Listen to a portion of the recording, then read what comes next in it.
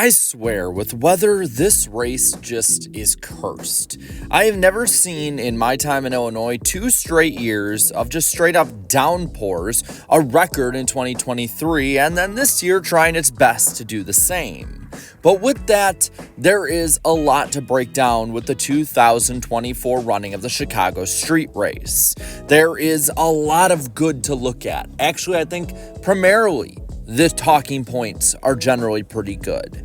There is some bad, and there is also some very, very ugly. So today, we are going to break down everything with the 2024 street race. Starting with the good, the Xfinity race. All of it. The entire Xfinity race was awesome. The Xfinity series generally is the absolute best series in NASCAR on any given weekend, but this one, I think, was very apparent, even with a street race that I thought in Cup was better than last year. This race had a ton going for it. It was fully run this year instead of being cut before halfway. It was sunny this year, and the drivers were able to move through and from the pack. And then you had up front the legendary battle between SVG and Kyle Larson. SVG, probably the best road course racer in all of NASCAR right now.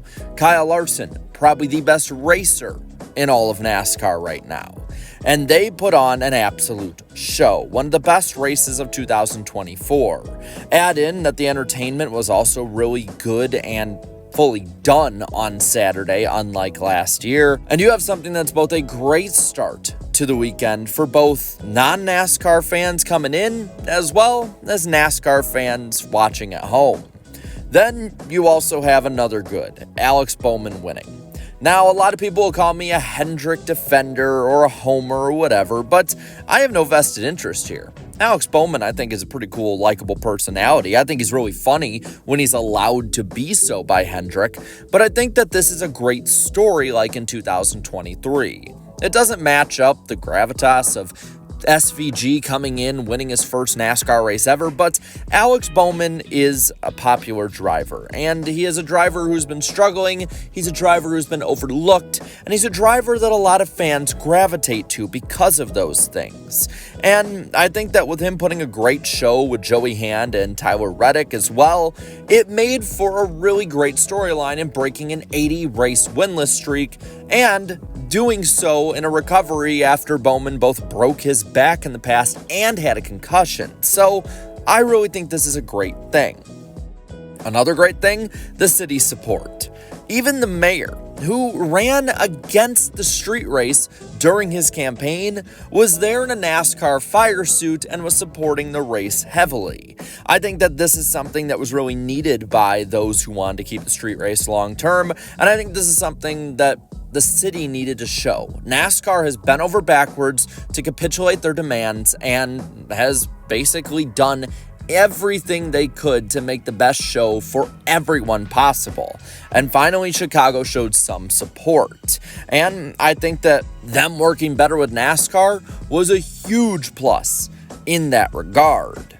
And on top of that, you saw it with the crowd. It was reported to be much, much larger than 2023, which had about 50,000, I think, a day, give or take, based on reports.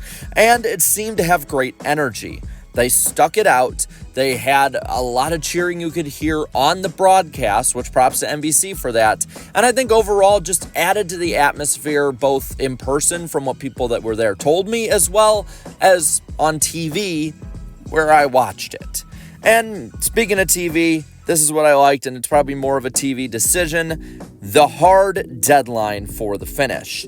Rather than guessing which lap they should finish on or telling them 10 laps to go at an arbitrary time, they told them, hey, we are going to throw the white flag the lap after whatever lap we're on at 8:20 p.m. local time.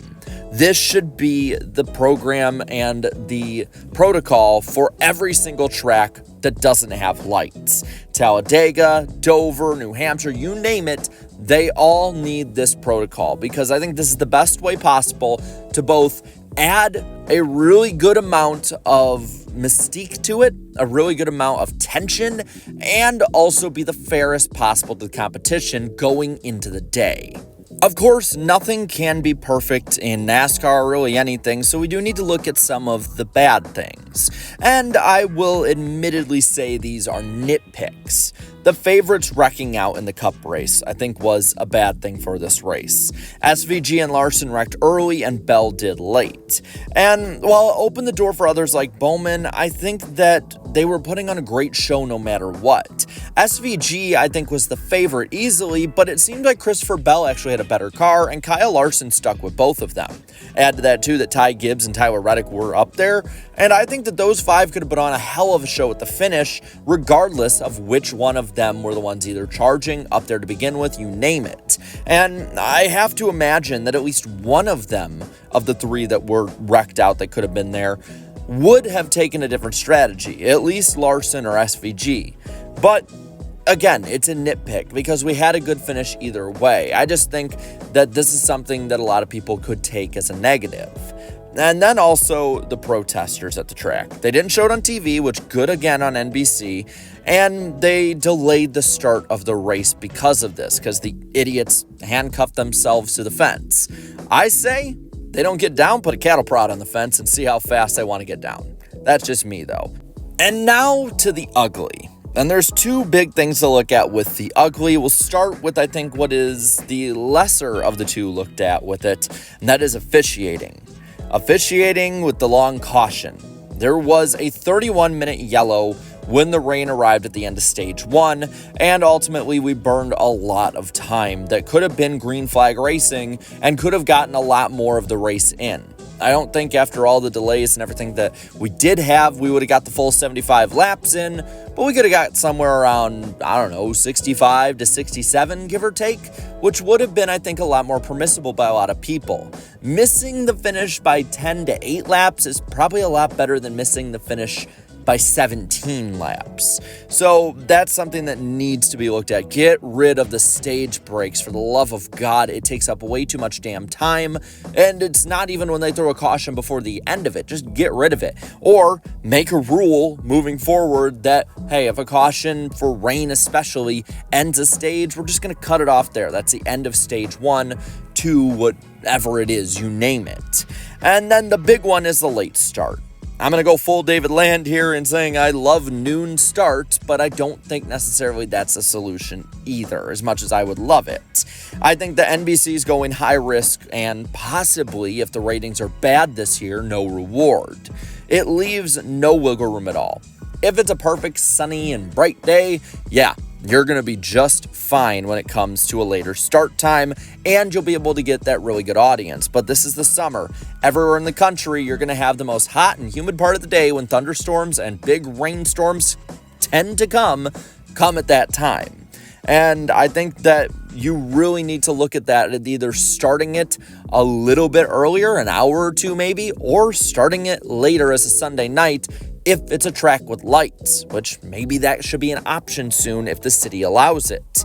I also think that this could be fixed in 2025. This race is pigeonholed in as the 4th of July weekend, and because of that, more than likely, it will be a TNT race. So TNT Warner Brothers, if you're listening, this might be something to look at when it comes to start time. So what's the verdict? Is this a race that's just doomed for failure? They're never going to be able to get it in. It's always going to rain or something stupid's going to happen. Or is this a race that is meant for the long term? Is this a race that needs to come back? It needs its fair shake. Well, for me, unless nobody watched it, unless it was under 3 million people watching and the people at the track thought it was awful and politicians and everyone alike saw it as a complete failure, it deserves its third option year. Whether or not they bring it back for 2026 is up in the air for sure because of Formula One probably wanting to force their way in.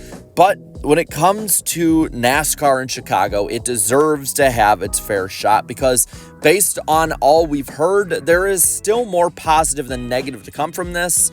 And overall, it was a much better run weekend both on the track and off than it was in 2023. But with that, I want to pass it on to you. Do you think the Chicago Street Race should come back in the 2025 schedule? Let me know down in the comments below. While you're at it, leave a like on this video, share this video, and subscribe to this channel for more great and fun NASCAR content. Thank you so much to all my channel members for your continued support. And until next time, have a good one.